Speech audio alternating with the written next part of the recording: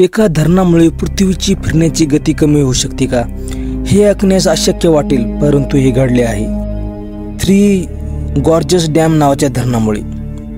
हे धरण किती मोठे आहे, या धरणामुळे किती लोक विस्थापित झाले आहेत आणि या धरणामुळे या भागात भूकंपाचे प्रमाण का वाढले आहे, चला तर पाहूया. चीनमध्ये यांगत्से नावाची एक लांब आणि विशाल नदी आहे. तिला दर 10 वर्षांनी विनाशकारी महापूर येत असतात.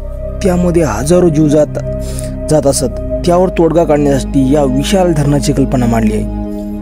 2.34 किलोमीटर लांब आणि त्यांची उंची आहे 181 मीटर.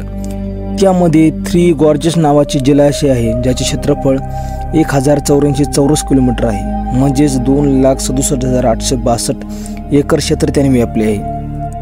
त्यामध्ये 114 शहरे आणि 1680 गावे उठवली गेली आणि 10 लाखाहून अधिक लोकांना आपले घरे सोडावी लागली. हे धरण अतिविशाल असल्यामुळे पृथ्वीचे जडत्व वाढले आणि त्याचा परिणाम असा झाला की त्यामुळे आपल्या पृथ्वीची फिरण्याची गती मंदावली.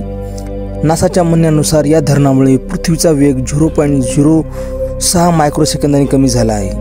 याचा अर्थ आपला दिवस आता पूर्वीपेक्षा थोडा मोठा झाला आहे आणि हे धरण फॉल्ट लाईनवर बनले गेले आहे. याचा अर्थ असा होतो जिथे 2 खडकाचे ब्लॉक्स तुटतात, त्यामुळे दुसरीकडे दबाव येऊन भूकंपाचे प्रमाण त्या भागात वाढले आहे. अशा प्रकारे या धरणामुळे पृथ्वीच्या गतीवर आणि दुसरेही परिणाम झाले आहेत. अशाच नवनवीन माहितीसाठी चॅनलला सबस्क्राईब करा व व्हिडिओला लाईक